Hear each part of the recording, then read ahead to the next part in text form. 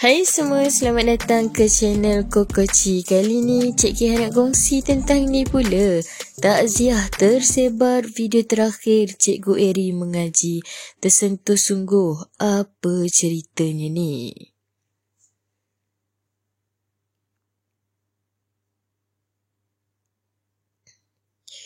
Khabar duka mengenai pemergian guru yang disenangi ramai Cikgu Eri pada Rabu lalu mengejutkan banyak pihak. Kehilangannya turut dirasai seluruh kaki tangan dan murid-murid di Sekolah Kebangsaan Bukit Tinggi di Kelang, Selangor, iaitu tempat Allahyarham Cikgu Eri berkhidmat. Ini termasuk puluhan ribu pengikutnya di TikTok yang selama ini sentiasa mengikuti rakaman video arwah secara langsung mengetuai senam robik dan zumba.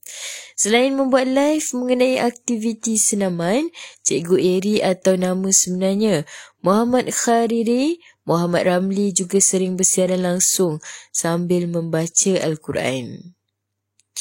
Malah video terakhir yang dikongsikan di TikTok milik arwah juga menunjukkan dia sedang memperdengarkan bacaan daripada surah Al-Baqarah ayat 203 hingga 205.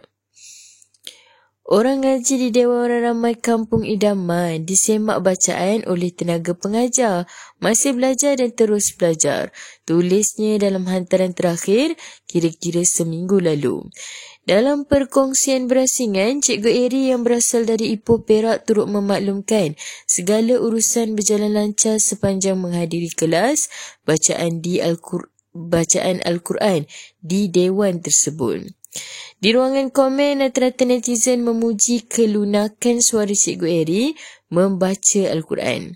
Malah mereka turut mendoakan Cikgu Eri dan berkongsi mengenai kepribadian arwah. Masya Allah, sedapnya cikgu baca Al-Quran. Moga cikgu ditempatkan di syurga tertinggi. Insan yang sangat saya kenali dan sangat baik. Moga cikgu ditempatkan di kalangan orang yang beriman. Syurga buatmu cikgu. Demikian antara komen netizen. Sementara itu, Guru Besar SK Bukit Tinggi Adlin Amir Hamzah menyifatkan Cikgu Eri sebagai seorang guru yang disenangi di sekolah. Malah katanya, guru subjek Bahasa Melayu itu begitu dedikasi terhadap prestasi murid sekolah, terutama kemajuan murid-murid. Cikgu Eri seorang yang kreatif. Dia menghias kelasnya untuk kesenangan murid-murid belajar dengan selesa. Menurut Adlin, Cikgu Eri yang berkhidmat di sekolah itu sejak 2019 pernah mengalami masalah sesak nafas. Terdahulu, Adlin mengesahkan Cikgu Eri menghembuskan nafas terakhir pada pagi Rabu dipercayai akibat serangan jantung. Menurutnya, arwah rebah ketika mengetuai aktiviti senaman bersama kumpulannya di Teluk Panglima Garang, Kuala Langat. EMSA sebelum ini pernah melaporkan kisah Cikgu Eri mengenai penghijrahannya yang merupakan bekas maknya.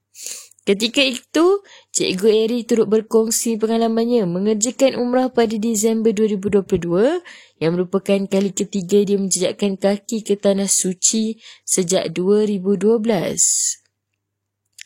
Tambah Cikgu Eri sungguh pun berdepan ujian, dia tetap positif kerana yakin setiap yang berlaku pasti ada hikmahnya.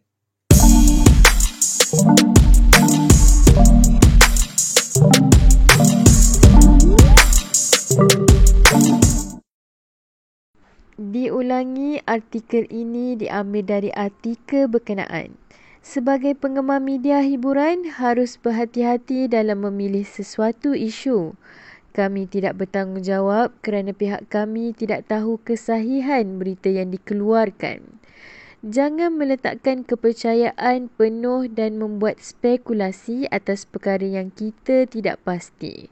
Menghayati hiburan boleh, jangan sampai kita melibatkan diri dengan fitnah dan buka aib mereka.